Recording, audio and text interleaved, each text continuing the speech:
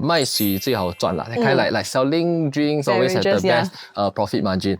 So that means in 2019, Kopifellas were in red. Never would I thought that like quitting my job, then selling kopi, I could even go all the way to New York to sell coffee, right?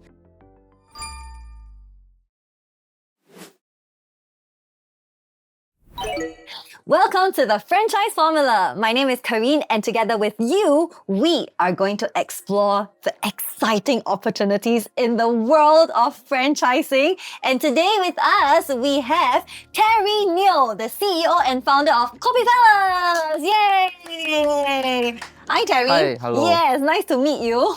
It's the first time that we meet each other, but look at how coordinated we are. This wasn't pre-planned, by the way.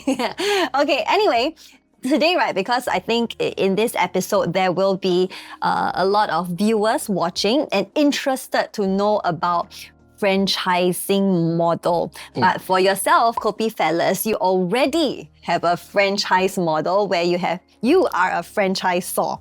Yeah. And then you have franchisees, right? Okay, can you tell us a little bit more about taking us back to where you started, and was it intended to be a franchisee model at the start for your Kopifellas business? Okay, so I started in 2017, November. Back then I was still in the corporate world. I mean, it was like, how do I say, push and pull factor lah. Like for me to always try something, I always have the entrepreneurial spirit. Wanted to try something out. So I think 2017 was the point where I feel, okay, I wanted to go out and try something, give myself a break, taking 1 year off from corporate lah. For actually, I was a fund manager back then lah. So I was coming out, and then the thing that I could do was, I think it's about passion lah. Because back then in the CBD days, every morning I'll be there queuing up for coffee. Actually, my favorite is Stacy Kosong lah. So every morning I will like maybe try different brands, different outlet, and then ultimately I have my own favorite lah. Then every day I'll be thinking, wow, actually the queue is very long. I think this is quite a profitable business. Because people always say like, 卖水最好赚 lah. Kind of like selling drinks always have the best profit margin. So also the other reason is because my uncles, they also run like the more traditional coffee shop. So I mean, I have a bit of background lah. So then I decided to come out and become a hawker lah. I think that's a very typical kind of like track for like young people who wants to do F&B, like the lower investment cost, and then to start out as a hawker. So that's how I started, November 2017, as a hawkerpreneur in one of, So I would think never thought of like where we have like, I mean, the journey for this like past 7 years, like even ultimately to today, where we talk about this, like to be invited for this show where we talk about like us having franchisee. I think in 2017 never have that thought lah. It's just when you do F&B, you just want survival, and then to have like decent profit. Then after that, then we managed to expand. So I think that's how we came quite a long way lah, I believe. So from 2017, actually I'm also a little bit curious, because that time you said you were a fund manager, you probably were earning a lot already, right? Yeah. Okay lah. Yeah. I think after graduation, how old were you that time, and how long have you been in? I was in the corporate world for 9 years. So after graduation, I was with Citibank. So I was doing treasury. I was on the treasury team lah. Then I think I was there for 4 years. I moved to this French asset management firm called Amundi. I think it's one of the biggest in Europe. I think number one in Europe, but now biggest is a US firm lah.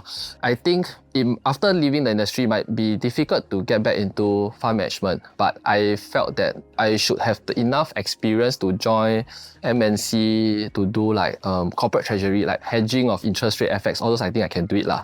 So I felt that was the time.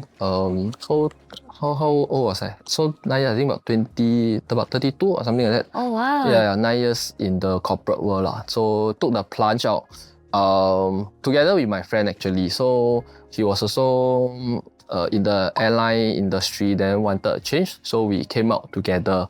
Yeah, then to start up this hawker lah. I think that back then very tough.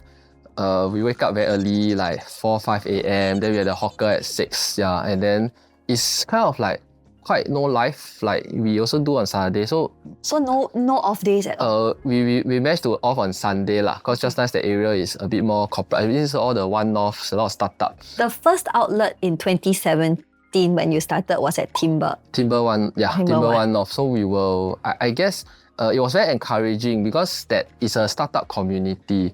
So then they will be thinking like, hey, how come you all come out? Because I mean, usually the Kopitiam is usually the older folks, right? Like the older generation. They're like, why can't these two jokers like come out and sell kopi lah? Then we chat because I mean we started to get busier and busier, but then towards the maybe like 3-4 p.m. then when things start to slow down a bit, then there's also some like startup entrepreneurs and it's a very nice community lah. Then they are all very supportive. Then you start to hear a story like, oh, why do you all do that? So we were very lucky to be in there. And also I think Timber Plus themselves, they are also the hawker managers, right? So they're also very encouraging. Back then, the management then, they were also very supportive of hawkerpreneurship. Till today they are also like encouraging because this hawker culture is something which we as Singaporeans we all want to preserve. So they're very encouraging and then they ask, hey, how's business? And then like if you have any challenges, because back then we all run ourselves, like there's no marketing, there's no HR, we basically do everything now, even bao ka liao. Yeah, bao ka liao. Like even end of the day, you still have to start counting the coins and then do the banking. And then when you're hiring people, like halfway you're making coffee, right? Then your phone will ring, or some candidate maybe calling. Yeah, so I think it was tough lah.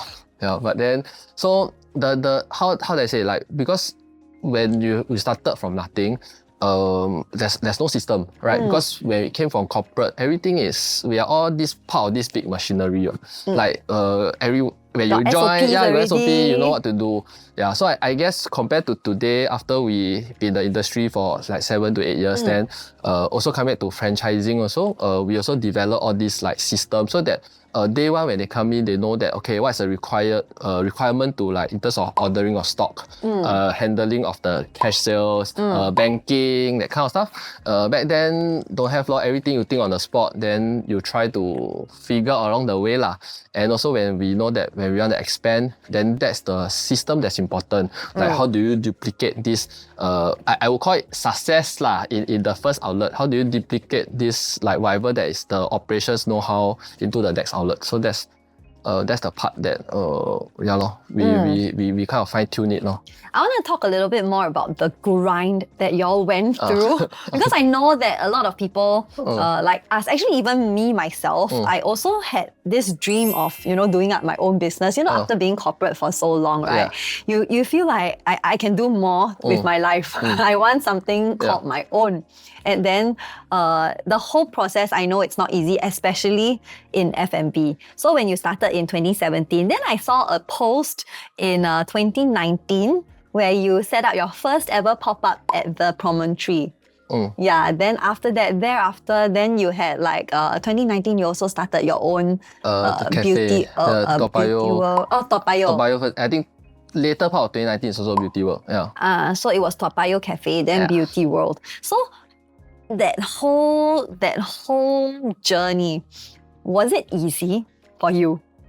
Honestly, it's not lah. I feel that to enter F&B industry, right, it is tough because both physically and mentally. I mean, in my corporate setting, I mean, I can only compare with my own experience lah. Corporate setting, yes, mentally stressed because we got like benchmark to beat, we have to beat the market, that kind. But in the F&B business, you stand the whole day, right? And then you are physically making the coffee. So there's I think we all became very fit lah, because like you stand all day, then of course that's for physical, mentally also, because we start hiring staff and then we were wondering like, okay, is the sales enough to cover?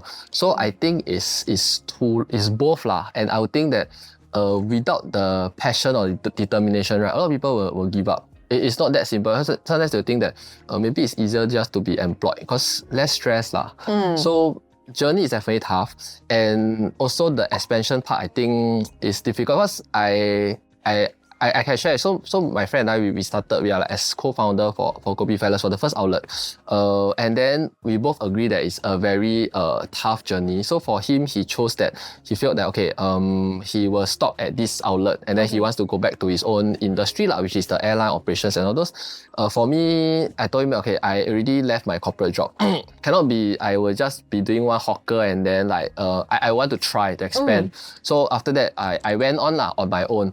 So this is the part that I think is the difficult one. Like, used to have a partner that you can rely on, and then now everything is on yourself. So that's also, I think sometimes if you're co-founders, I mean, it's good to have partnership but too many chefs also spoils the broth That's how I see it, because direction wise different. So maybe 2 or 3, I think it's a nice number. Maybe too many, then too many opinions. So you cannot even move in one proper direction. Does this also apply to a franchise model? So like for example, if I want to explore a franchise, then I get, because I don't have enough money, then I get maybe 1 or 2 of my friends to join me in this. You think, does it also apply? Yes, it does. So I feel having a partnership helps. But at the start, it must be quite clear. Like, so example, maybe you have 3 partners. So, I mean, everyone share capital. Okay, that's one part. But maybe one will be on the operation side. Like, okay, I will handle the stuff. Then the other one will be, okay, I handle the back end. I will ensure the finance is done correctly. Like, maybe posting of like job applicants. All this, of course, the franchisor will help. But then day to day, they'll be helping that. So, if the lines are drawn clearly, I think it is helpful. But then, as you know, in terms of like partnership, it's also a bit like, I mean, marriage, right? Like everything comes together, everyone has different opinion. So that's the part where it gets complicated. But end of the day, it's all about communication. So back then with my partner, then we felt that, okay, we want to part ways. It's nothing against each other, it's just that our own. So as long as it's clear, like we say today, you handle operations, and at least the staff also not so confused. Like the boss A say this, then boss B say this, then who should I listen to, right? If at the start, the franchisee themselves already agree that, okay, boss A is the one that in charge of the staff, then they will just have one point of contact. It's not like it backs to a corporate world where you know that it gets very political, the sub-manager comes in. Who should we listen to? Yeah, so I guess it applies everywhere. Not only in terms of like business, but maybe even in corporate world. So that means like for 2017 when you first started, it was first at Timber 1. Then after that you went over to Toa Payoh. Toa Payoh, already you were alone. Yes, Toa Payoh was alone. And I think that was the toughest. I can share, I think when I look back, because usually a lot of people say the courage to plunge, right? Take a plunge out to leave corporate world. And then a lot of people will probably have some kind of like backstop, meaning to say like myself was 1 year, if I don't make it, I could still go back to maybe corporate and then do some corporate treasury. So we were lucky that the first outlet turned out quite okay. So we felt that... okay, success. So we went on to Toa Payoh. Then it is a struggle because back then you maybe start to question, because I was still the one doing coffee. Then we're thinking, maybe the taste profile, like taste bud of the one North people, they like coffee, but we come to Toa Payoh, maybe what if they don't like and then like, because you don't have the confidence that you think that you're making the best coffee, because I mean, it's still like recipe, right? It's your own. Yeah, it's like, it's our own, like we mix the coffee, the milk and everything. So that's where you start to have like doubts. Like when you don't see sales picking up, they say, maybe something is wrong with me. Then that's the part where you start to think that maybe the One North one, we were like the one hit wonder, and maybe it was a startup community, so everyone is maybe more forgiving and then more encouraging, so they come back and support us. But when you go to Toa Payoh, which is a very mature neighborhood, right? It's really I think the big ocean, all the sharks around right? Like you have all the big brands, all the Yakun, Toastbox, they're all there. So we are competing with them. No longer just with fellow hawkers. So now we are competing with the bigger cafes. So that's the part where I think we struggled. The first year, almost like always negative operating. It's like, it's better to just close it off right? Yeah, it's that kind. So because the location is also not fantastic. So we really need time to build up the footfall Then we will. So that was when I really have self doubt So that means in 2019, Kopifellas were in red. Yeah, for the outlet itself. Like your after you pay all your salary, you're negative lah. Yeah, and not talking about even the investment of like the reno and everything. So that's excluding. So that was like really bleeding lor. I think it's red lah. Operating profit is negative. How long was that? I think close to 6 months or something. Wow. Yeah. So that's the part about starting out without a system lah. I think we also try because it's also the first time where we started selling food. Like we have laksa, like lor mee and everything. Today even we have chicken rice lah. Not just drinks already. It's really like a proper like kaya toast set and everything. And then when you start to like have to handle like even dishwashing. Back then at Timber, One North, everything is centralized. So it's a very different model. When we were thinking, like for myself lah, I was thinking also, maybe F&B is not meant for me also. I was just lucky at the One North, so it might not be right. Or then there's the other way to look at this. Maybe I selected the wrong location. So should I shut it down and then look for another location? Okay. So we managed to press on. I think we because I was on the ground very often, then they will feedback. They will come back and say, hey, actually it's good. Then I will introduce my colleagues, my friends. So we start to see actually sales picking up. I think the first 6 months, I think the first 3 months lah, we were quite quiet in this corner and then no one knows us lah. I think now we are there for like 6 over years. I think people in the neighborhood of Toa Payoh probably know us lah. So we are lucky lah that we managed to survive and then press on. Then to even like I think later part of 2019, we actually also opened up another hawker store at Beauty World. Wow. Yeah, so that was all before COVID lah. Yeah. Okay, so that means with Toa Payoh and Beauty World, after you kind of pressed on after Toa Payoh, then things picked up, then you went on to Beauty World. Yeah. Then was COVID difficult for you also? Very, very, very difficult. When we start to see Toa Payoh business picking up, then we got more confident, like be it our recipe, our process, our training. Because I won't be just there every day, right? Because there's like One North, there's Toa Payoh, then even eventually Beauty World. So that's when we start like teaching our staff to become coffee maker and all those. Yeah, so then we start developing kind of like SOP lah, because we feel that we need to scale up, we need to expand. So start to have processes. It can't be just always on the spot. The lao pa has to decide. Like this one something happened, then ask boss like that kind. So slowly we develop processes lah. So that means you started delegating also. Yeah, that's how we develop system. Yeah. So coming to your question, yeah, COVID was tough.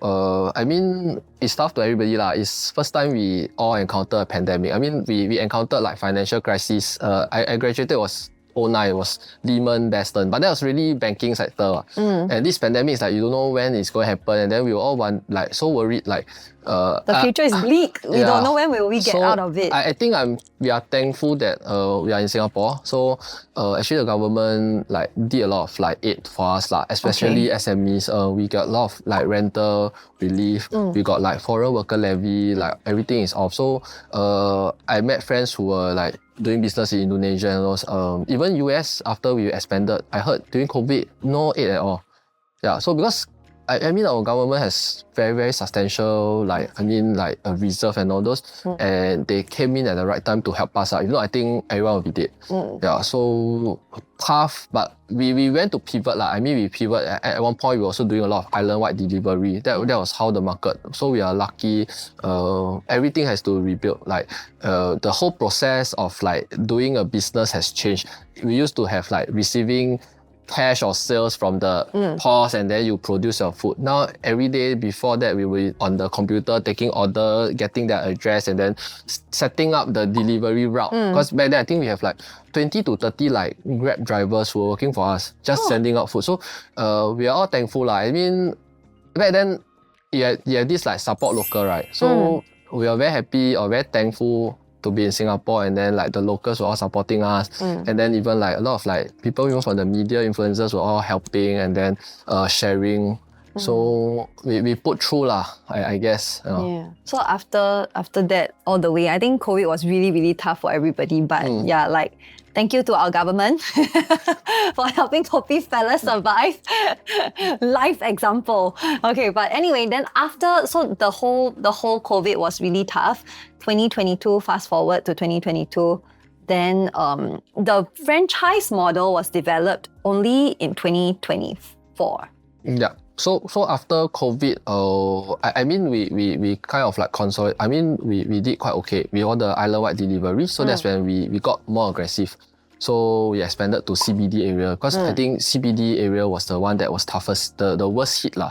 So there are other chains who actually went down. So there's like opportunity to open Kopifellas. If not, I think it's difficult to get in. So we got in. So we also developed our presence and everything. I think the turning point came when KFC the Makan Sutra guy who wanted to who actually did a hawker center. It's big on hawker culture. Yeah. So we actually Singapore won this UNESCO hawker culture, right? So we wanted to export it. So we actually went over to New York City to do a food court which is called Urban Hawker. So I think that turning point came when I mean then when he approached us, I feel that it's an honor lah. It's like I was never a sports person, but you feel that you're representing Singapore to Pao Kopi, like that kind of like very very very very excited lah. Like never would I thought that like quitting my job then selling kopi, I could even go all the way to New York to sell coffee, right? Probably the natural assumption would be maybe I expand to Malaysia or Indonesia, like around the region. Like never would I believe or think that my first outlet out of Singapore is like all the way like a 13, it's a 18-hour flight. Yeah, so it's also because we went together as a community like kampong, there's 11 other hawkers that went together lah. Okay. If myself alone, then I think I'll be scared lah. No nothing. So we were thankful. Sito was like the guide, and then she brought all of us there. So over there, I was there for maybe 3-4 months, and then we started teaching the locals how to make coffee also. You teach locals? Yeah. Like the New York locals? New Yorkers. New York is very multinational lah. So there's like Chinese, there's even like the South Americans and all those. Hardly we see the Caucasians in F&B lah. Okay. But then you realize, actually like even my manager today who is like Chinese but American lah. American Chinese like ABC. They also know what is kopi tilo, what is kopi si kosong, and they learn like the way we hold the using the socks and everything. So you taught them? Yeah, we taught them. So for them, they have never seen it before. They probably have seen like boba tea, which I mean is our bubble tea, but they call it boba tea. They definitely have seen like espresso machine and those lah. They have never seen our socks, and we call it the coffee socks and all those lah, the cotton, the coffee filter. We were there 3 months. Our manager who went together, we taught them. Today is all fully run by them. Yeah, actually I just came back, but yeah, so we actually looking to expand in New York. So with that confidence, we felt that because back then in terms of expansion, we're always very worried like Kopifellas, the whole idea of like you have kopi in your branding means you're supposed to deliver very good kopi, right? Yeah. Like, so that's what part where as a brand owner, we are very worried that if we start expanding even too rapidly or even giving out franchise, then how do we ensure the franchisees will look after our product? Brand, yeah. So I feel that it's not only that, it's also training. If we cannot teach properly, then of course the franchisee will never, or even our own outlet will never be able to produce a good cup of coffee lah. Okay. So with the New York experience, we felt that I think we are ready. Like we have kind of a model to show that even locals can do it. Someone who has no experience, right? Okay. So that's when we started to explore franchising model. Like that's the way to scale the business lah. Actually, a fun part here, right, is that I actually want to ask Terry, because for us Singaporeans, we grew up in the Singaporean culture. So kopi o kosong, kopi si siu dai, all of these terms to us, very normal. Yeah. But for a New Yorker, then they would be like, what is kopi? What is kopi o kosong? What is kopi siu dai? If imagine I'm a New Yorker, then I'm like, what are all these? What's a simple way that you will tell them? So usually we in our menu itself we also have the descriptor. So we tell them like kopi is black coffee with sugar. Yeah. So then kopi is we usually call it Singaporean coffee. So it's made with condensed milk. Yeah. Then kopi C is there with evaporated milk. So we have to explain to them the different mixture. And I learned something in Singapore. When someone walk up to you and say I want 1 cup of coffee, we will naturally assume it's kopi. But in the Western world, when they say I want one cup of coffee, it's naturally black coffee. Yeah, it's naturally black coffee. So we also learn along the way. Then we say, so you want black coffee or do you want with milk? Then they say, coffee means like black coffee, no sugar, no milk. Oh. Yeah, so it's the culture, and I think it's our part to also kind of educate them lah. I'm lucky in a way. I'm selling coffee because people already drink coffee. It's just a different type of coffee. So we have fellow like hawkers who are doing like white bee hoon. Like, then I think they are used to fried rice, right? But then to even explain fried white bee hoon, first they probably will not know bee hoon, and then second is like, why is it white? You know, that kind of stuff. Yeah. So I guess it's about our culture, and actually I'm thankful lah. Back then when I first started, actually I was always complaining lah. I feel that like why our cup of kopi is only like maybe $2, $1 plus, but why a cup of latte americano can be like $4-5?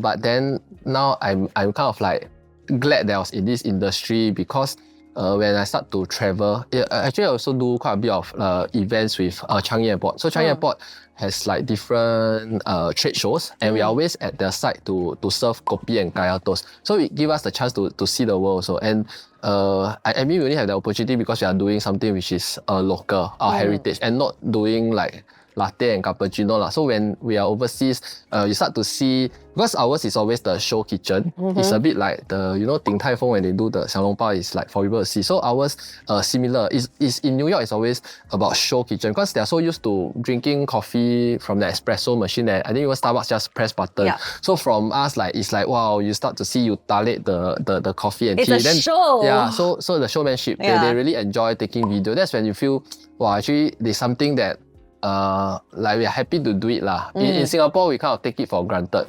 Yeah, but when you start to travel, even we just came back. I came back from Bahrain, Miami. So yeah, they'll say, wow, what is this? Very interesting. And then they try coffee, they like it. I mean, it's always hit and miss. There are people who really just still prefer the Americano lah. But then there are some who like even the expats in Singapore, they also can go to the hawker and order one kopi si kosong. So there's still people who like our product. Yeah, so that's about I think interesting lah, the cultural difference. Our Singapore Kopi represent Terry, Kopifellas. Yeah, so you being in Kopifellas, doing Kopifellas has taken you to the world. Yeah, right? So you have explained to countless number of people about the kopi culture in Singapore.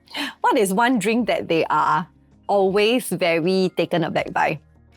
Taken aback meaning, I think that we call it surprised. We have, I mean in Singapore we have our own version of like the mocha, which is like a Milo mixed with coffee. I think Malaysia will call it Neslo. There's a lot of terms lah. But over there, this drink is very popular. Like Milo, because I think Milo is also quite an Asian thing, even though it's developed in Australia, I think. But then Western world probably will be drinking like a Nestic or something. Yeah, then when we do the chocolate with coffee, and our coffee because it's stronger, and then the Milo is a bit sweeter, and then it's something like wow, they really like it lah. Yeah, so that's one very interesting product over there.